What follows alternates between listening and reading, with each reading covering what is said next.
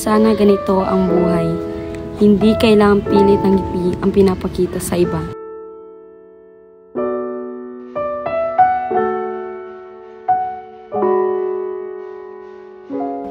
Sabi nila, ang ngiti raw ay tanda ng kaligayahan. Pero paano kung ang ngiting yan ay ginagamit ko lang para itago ang lungkot na ayokong ipakita sa mundo? Hindi nila alam, bawat tawa ko ay may kasamang pagod. Bawat selfie ko may kasamang luha. At bawat okay lang ako ay isang pader na tinayo ko para hindi nila makita kung gaano ako wasak.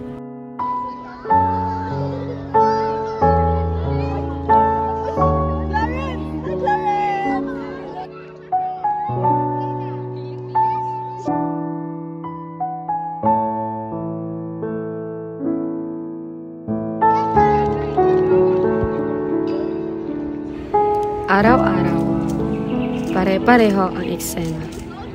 Pagpasok sa paaralan, good morning.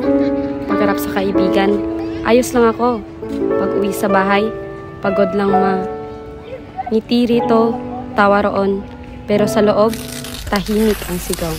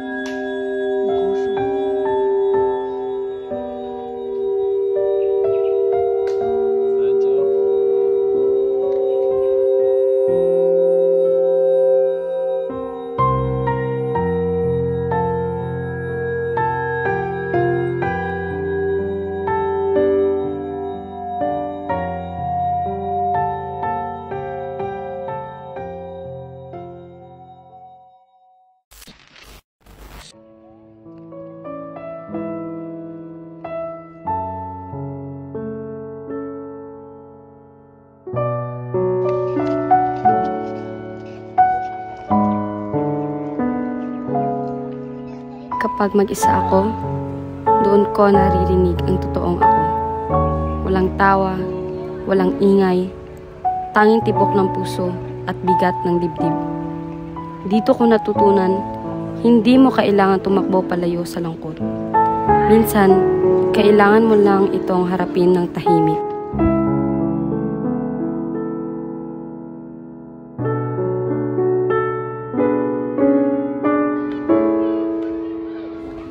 Minsan pala, hindi mo kailangan laging maging matatag mag-isa.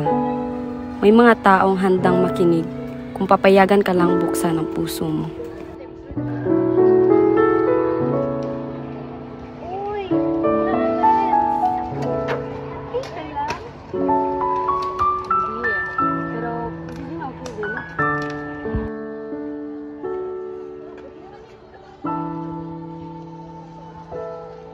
Minsan, gusto kong sumigaw.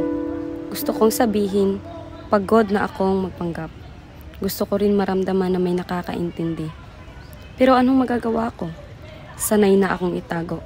Sanay na akong umiti kahit umiiyak na ang puso ko.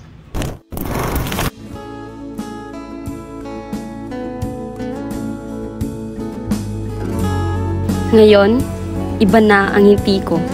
Hindi na ito maskara. Ito na ang sagot sa lahat ng gabi ng pagod at lungkot. Ngiti na may pag-asa. Ngiti na may tapang. Ngiti ng taong natutong magmahal sa sarili.